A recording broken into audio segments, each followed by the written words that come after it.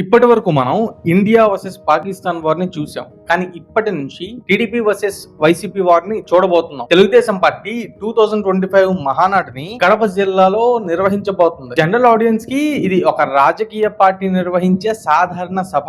కానీ TDP cadre కి ఇది ఒక సంక్రాంతి లాంటి పెద్ద పండుగ. జనరల్ గా గ్రౌండ్ లెవెల్ కార్యకర్త నుంచి పార్టీ అధినేత వరకు ఇంటరాక్ట్ అవ్వడానికి, గ్రౌండ్ లెవెల్ ఫీడ్బ్యాక్ తీసుకోవడానికి, స్ట్రాటజీస్ రీడిజైన్ చేయడానికి రాజకీయ పార్టీలు ప్లీనరీస్ నిర్వహిస్తూ ఉంటాయి. సో అలాంటి ఒక సభ టీడీపీ మహానాడు అనే పేరుతో నిర్వహిస్తూ ఉంటుంది. So coming to the point, 2022లో టీడీపీ ఒంగోలులో మహానాడు గ్రాండ్ గా నిర్వహించింది. సో అప్పటి నుంచి స్టేట్ లో 2024 ఎలక్షన్స్ కి ఒక ప్రాపర్ హీట్ జనరేట్ అయ్యింది. అధికార వైఎస్ఆర్సీ పార్టీకి భయపడి ఇంట్లో సైలెంట్ గా ఉన్న ప్రతి ఒక్కళ్ళు ఆ రోజు నుంచి రాజకీయ రణరంగంలో అడుగు పెట్టారు. సో ఈసారి వైఎస్ఆర్ అడ్డగా పేరొందిన కడప జిల్లాలో టీడీపీ మహానాడుని నిర్వహిస్తుంది. పాయింట్ ఏంటంటే, కడపలో మహానాడు నిర్వహించడం అంటే అది సాధారణ రాజకీయ ప్రోగ్రామ్ అయితే కాదు. వై నాట్ 175 కుప్పం కొడతాం అన్న వాళ్ళకి 2024 ఎలక్షన్స్ లో వాళ్ళ నోర్లు మోయించారు. అయితే కడప జిల్లాలో కానీ రాయలసీమలో కానీ టీడీపీ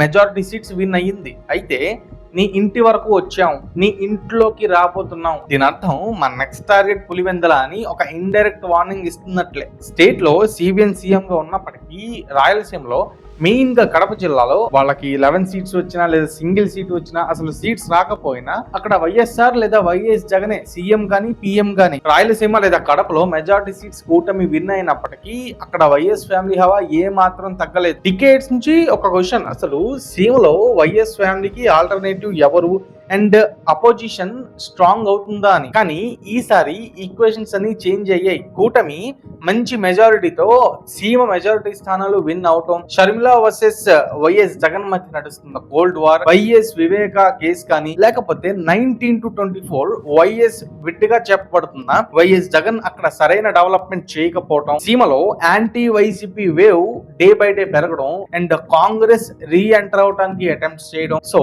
కడపలో ఈ మహానాడు వల్ల ఏపీ పొలిటికల్ సినారియోలో జరిగే చేంజెస్ ఏంటి, షర్మిల ఫ్యాక్టర్ 2029 ఎలక్షన్స్ కి ఏ విధంగా ఎఫెక్ట్ చేస్తుంది అండ్ టీడీపీ మాస్టర్ ప్లాన్ ఏంటి అనేది ఈ వీడియోలో చాలా డీటెయిల్డ్ గా డిస్కస్ చేద్దాం. వీడియో చాలా ఇంట్రెస్టింగ్ గా ఉంటుంది, ఎండ్ వరకు చూడడానికి ట్రై చేయండి. ఆంధ్రప్రదేశ్ పాలిటిక్స్ సెంటిమెంట్ మీద రన్ అవుతాయి. కృష్ణా, గుంటూరు, విశాఖపట్నంలో టీడీపీకి స్ట్రాంగ్ హోల్డ్ ఉంది. రాయలసీమ అండ్ ఉత్తరాంధ్రలో వైసీపీకి స్ట్రాంగ్ హోల్డ్ ఉంది. గోదావరి డిస్ట్రిక్ట్స్ లో జనసేనకి స్ట్రాంగ్ హోల్డ్ ఉంది. అయితే సీమలో టీడీపీ అడుగు పెట్టాలి అనుకుంటుంది, వైఎస్ఆర్ సెంటిమెంట్ ని బ్రేక్ చేయాలి అనుకుంటుంది, సీమని శాసించాలి అనుకుంటుంది. అయితే కడప జిల్లాని టీడీపీ గుప్పెట్లోకి తెచ్చుకుంటే రిమైనింగ్ రాయలసీమని గ్రాబ్ చేయడం చాలా ఈజీ. సో ఇది ఒక బోల్డ్ మూవ్ అండ్ రిస్కీ కూడా. అయితే హై రిస్క్ ఉంటే హై రిటర్న్ ఉంటుంది అని 2024 ఎలక్షన్స్ ప్రూవ్ చేశాయి. సో సిబిఎన్ అది రిపీట్ చేయాలి అనుకుంటున్నారు. టీడీపీ సిబిఎన్ చేతిలో నుంచి లోకేష్ చేతిలోకి చేంజ్ అయ్యే ట్రాన్సిషన్ ఇది. అయితే పార్టీలో మెజారిటీ పోర్షన్ ని నారా లోకేష్ లీడ్ చేస్తున్నారు. సో నారా లోకేష్ తన రాజకీయం కడప జిల్లా నుంచే మొదలు పెట్టాలి అనుకుంటున్నారు. ఎమ్మెల్యే స్థానాలను టీడీపీ విన్ అయినప్పటికీ వార్డులు, గ్రామాలు, మండలాల్లో ఇప్పటికీ వైసీపీ హవాలానే ఉంది. సో మహానాడు నిర్వహించడం వల్ల క్యాడర్ ని యాక్టివేట్ చేస్తారు. ఎప్పుడైతే క్యాడర్ యాక్టివేట్ అయ్యారో ప్రజలతో ఫేస్ టు ఫేస్ ఇంటరాక్షన్ పెరుగుతుంది, పార్టీ సభ్యత్వాలు పెరుగుతాయి.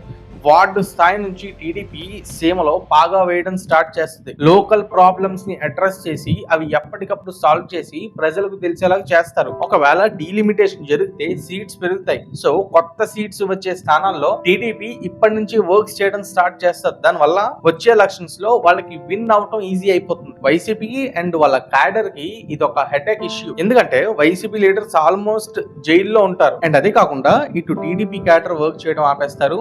నాయకులు లేరు కాబట్టి వైసీపీ క్యాడర్ వర్క్ చేయడం ఆపేస్తారు. ఎప్పుడైతే సీమలో మహానాడు నిర్వహిస్తారో సీమలో ఉన్న టీడీపీ క్యాడర్ వర్క్ చేయడం స్టార్ట్ చేస్తారు. సో ఎప్పుడైతే సీమ వాళ్లే వర్క్ చేస్తున్నారో స్టేట్ లో రిమైనింగ్ పార్ట్స్ లో ఉన్న క్యాడర్ కూడా వర్క్ చేయడం స్టార్ట్ చేస్తారు. టీడీపీ కేవలం అధికార పార్టీయే కాదు, యూనియన్ గవర్నమెంట్ లో కూడా ఒక స్ట్రాంగ్ రోల్ ప్లే చేస్తుంది. సో ఎప్పుడైతే కడప జిల్లాలో ఈ మహానాడుని గ్రాండ్ గా నిర్వహిస్తున్నారో లోకల్ మీడియాతో పాటు నేషనల్ మీడియా కూడా యాక్టివేట్ అవుతుంది అండ్ నేషనల్ మీడియాలో హైలైట్ అవుతుంది. వైసీపీకి 2019లో 151 సీట్స్ అని అండ్ ఇప్పుడు 11 సీట్స్ అని ఆ పాయింట్ కూడా మళ్ళీ హైలైట్ అవుతుంది.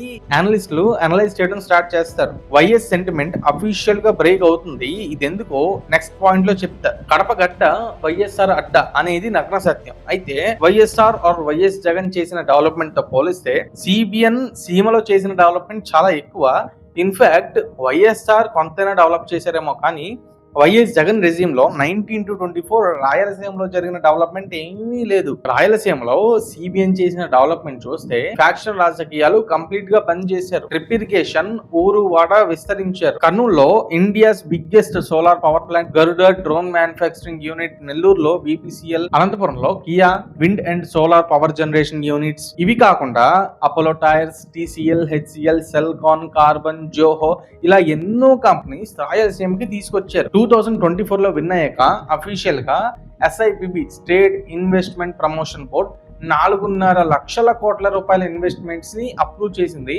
అందులో 3 లక్షల కోట్ల పైన ఇన్వెస్ట్మెంట్స్ రాయలసీమలోనే వస్తున్నాయి. ఇన్ఫాక్ట్ 2007 లోనే ఏపీ గవర్నమెంట్ కి ఇండియన్ గవర్నమెంట్ కి కడప ఎయిర్పోర్ట్ డెవలప్ చేయాలి అనే మెమోరాండం ఆఫ్ అండర్స్టాండింగ్ జరిగినప్పటికీ 2014 లో టీడీపీ విన్ అయ్యాక కడప ఎయిర్పోర్ట్ ని డెవలప్ చేశారు.